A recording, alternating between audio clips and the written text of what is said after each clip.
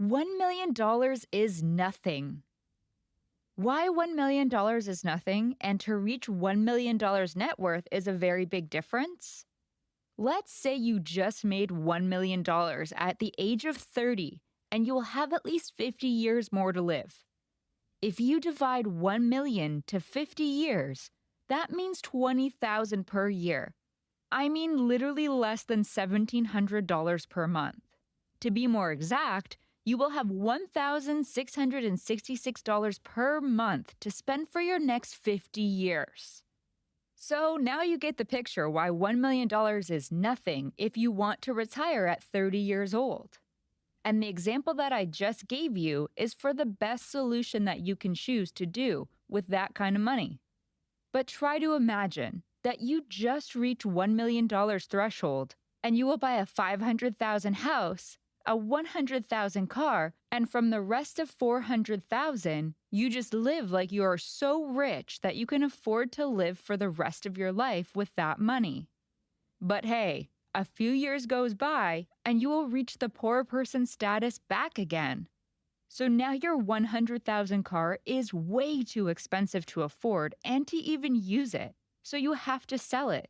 Of course, for way less than you paid for. After that money goes, you realize that even the house that you bought is way over your budget, and inevitably you have to sell it. Now you just realize that you did it backwards, and instead to try to invest that money, you just bought passive things and live day by day and do nothing more than spend every last penny that you could have. Now, let's see a way to achieve a net worth of $1 million in a much different situation. Even if you have only 7% per year profit from that million, and you can live and spend each year $70,000. That's almost $6,000 each month. And your initial $1 million never disappears. Now, that's what I call retirement.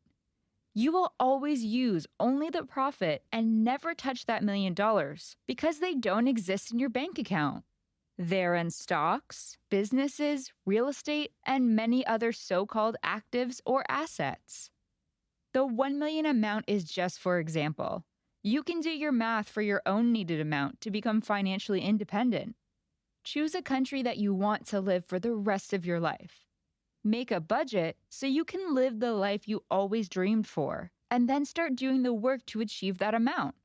So that way, you'll be able to invest that money in which assets you think are more suited for your personality.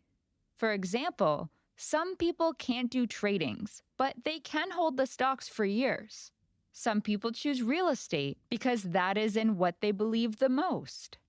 The asset that you choose is more important for the long term because if you made the wrong choice for you, it will cost you time and you may lose some money from an asset to another.